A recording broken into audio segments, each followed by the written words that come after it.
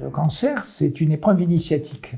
L'avantage de toutes les épreuves initiatiques, c'est qu'on souffre, mais on progresse. C'est-à-dire que j'ai souvent dit aux patients, il faut que vous puissiez faire tourner votre maladie à votre avantage. Je donne l'exemple des femmes qui travaillent dans des grandes sociétés et qui sont dans des réunions, et je leur dis, vous allez voir, après l'épreuve, vous avez apparemment pas changé, mais quand vous parlez dans la réunion, une fois que vous avez parlé, plus personne ne dit rien derrière. Alors, il y a la définition des autorités, de la Haute Autorité de Santé, qui dit l'après-cancer commence quand on a fait la chirurgie, les rayons, les traitements médicaux, et qu'on n'a plus qu'un petit comprimé à prendre pendant 3, 5 ans, 10 ans. En fait, je pense que l'après-cancer, il débute le jour où le radiologue a dit à la patiente qui était sur la table d'examen, « Madame, il va falloir faire une biopsie ». À cette minute-là, la patiente rentre déjà dans l'après-cancer parce qu'elle se dit « Mais qu'est-ce que je vais dire à mon mari ce soir? Comment il faut faire pour les enfants? Est-ce qu'on va pouvoir partir en vacances parce qu'on a fait une réservation en Corse ou en Espagne ou au Portugal ou je sais pas quoi? Qu'est-ce que je vais dire à ma vieille mère qui vient de se casser le col du fémur? Est-ce que j'en parle aux parents? Qu'est-ce que je fais ?»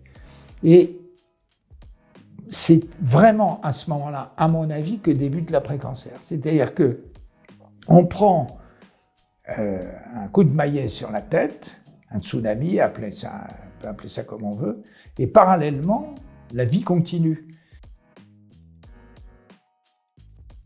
Quand chirurgie, radiothérapie, éventuellement chimiothérapie sont terminées, ce jour-là, on dit « Au revoir madame, vous avez un comprimé à prendre, revenez me voir dans 3 mois ». C'est-à-dire que la patiente, elle se retrouve toute nue au milieu de la jungle, sa vie a été bouleversée et elle est dans un grand désert.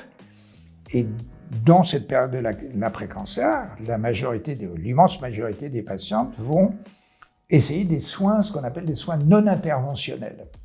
Les soins non interventionnels, il y en a 440 recensés par l'Organisation mondiale de la santé. Il y a les régimes alimentaires, l'exercice physique, la méditation en pleine conscience, l'acupuncture, la kinésithérapie, 440, je ne vais pas vous les citer tous là.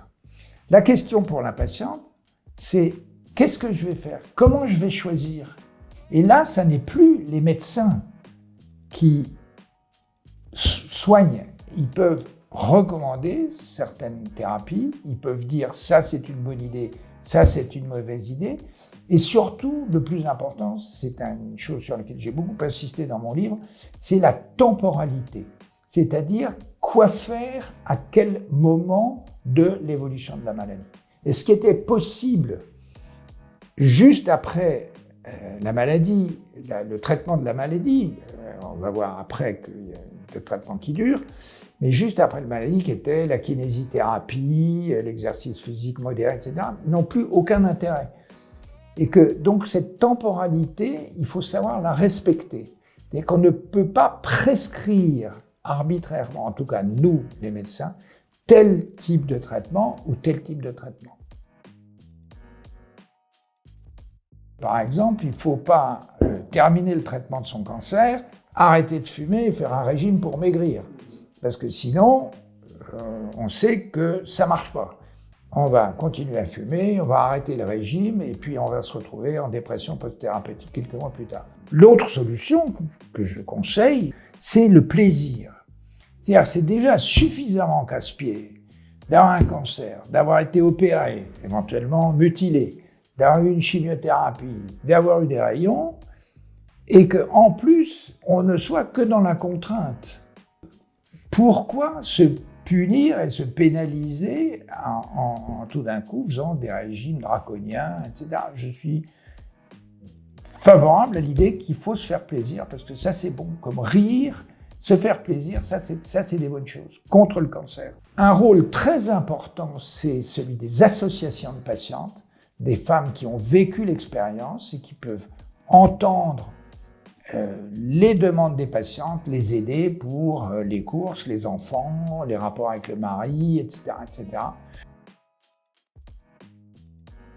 Le cancer du sein, on ne sait absolument pas pourquoi on fait des cancers du sein. Alors il y a des gens qui disent « Ah, si, il faut faire de la prévention, il faut faire du sport, il ne faut pas boire, il faut manger des bonnes choses, etc. » Mais c'est complètement hypothétique, on n'a aucune certitude absolue, et c'est très sournois. Les femmes me disent régulièrement « Mais je ne comprends pas pourquoi moi. J'étais une bonne épouse, je me suis bien occupée de mes enfants, je les ai allaités, il n'y a pas de cancer dans ma famille, il y a quelque chose d'injuste. » Avec une réserve, qui sont les femmes qui sont porteuses d'une mutation prédisposante, ce qu'on appelle les mutations BRCA1, BRCA2. Donc ça, c'est une mutation constitutionnelle que nos parents nous transmettent. La survenue d'une maladie comme celle-là aussi, elle crée une scission entre les vrais amis et ceux qui... Voilà. Moi, j'ai un souvenir très précis d'une amie qui avait un cancer du sein que j'avais été voir, qui n'allait pas très bien, et c'était il y a longtemps. Et je me souviens que j'étais pas à l'aise, et j'avais fait du bruit. C'est-à-dire que j'avais parlé. Et j'étais ressorti très très mal à l'aise. Et après, j'ai su que de temps en temps, s'asseoir à côté de quelqu'un et juste lui prendre la main, ça suffisait, et c'était beaucoup plus efficace. Les proches, il faut qu'ils soient là, présents. Quand ils sont. Alors, il y a la pire chose, c'est de dire « tu vas voir, on va se battre ». On va se battre comment? L'ennemi, il est où? Quelles sont nos forces? On n'est pas dans Sun Tzu et l'art de la guerre.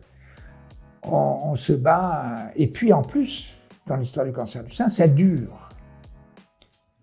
Ça prend, un traitement d'un cancer du sein, ça prend entre 6 et 9 mois, globalement. Donc les gens, ils n'ont pas envie de se battre à côté pendant 6 mois ou 9 mois, et puis on ne sait plus quoi leur dire, etc. Donc en fait, très clairement, on voit les amis être moins là, quoi. Mais ça fait mal de temps en temps. Il faut dire la vérité aux enfants. Parce que si on ne leur dit pas, ils ont encore plus peur. Ils savent qu'il y a quelque chose qui se passe, qu'on les tient à l'écart, donc c'est probablement plus grave. Alors là, j'ai une très jolie histoire d'une dame qui habitait Versailles. Les dames de Versailles sont un peu... bon. Et j'avais dit à cette patiente, vous avez 3 filles, il faut que vous en parliez à vos filles pour que, au besoin, elles se fassent faire une mammographie de dépistage, et que, voilà. Et chaque fois que je la voyais 2 fois par an, je l'ai vue pendant 20 ans, hein, donc je fais 40 consultations. Et à la 35e consultation, un jour, elle est arrivée et elle m'a dit « Docteur, je l'ai dit à mes filles. » Ah! Et je dis « Enfin !» Elle m'a dit « C'était samedi dernier, on était là dans la cuisine avec mes 3 filles en préparant le repas familial hebdomadaire. Et j'ai dit à mes filles, j'ai quelque chose à vous dire. J'ai eu un cancer du sein. » Et elle me dit, mes 3 filles ont éclaté de rire en disant, « Maman, ça fait 15 ans qu'on le sait et qu'on attend que tu nous le dises. » Donc, dites-le aux enfants, dites la vérité. Parce qu'il n'y a rien de pire que les mensonges, les faux fuyants, etc. La vérité, on peut l'affronter. Les mensonges, c'est pas possible. Parce que j'ai traité des cancers pendant plus de 40 ans. Et il y a un certain nombre d'années, j'ai commencé à me dire, mais ce n'est pas des cancers que je traite, c'est des individus. Ces femmes qui ont leur cancer, qui va, pour le cancer du sein, jouer sur la sexualité, l'énergie vitale, les rapports humains, c'est toujours une catastrophe. Et de pouvoir les aider, être là à l'écoute pour ce type de questions, ça m'est paru progressivement de plus en plus important.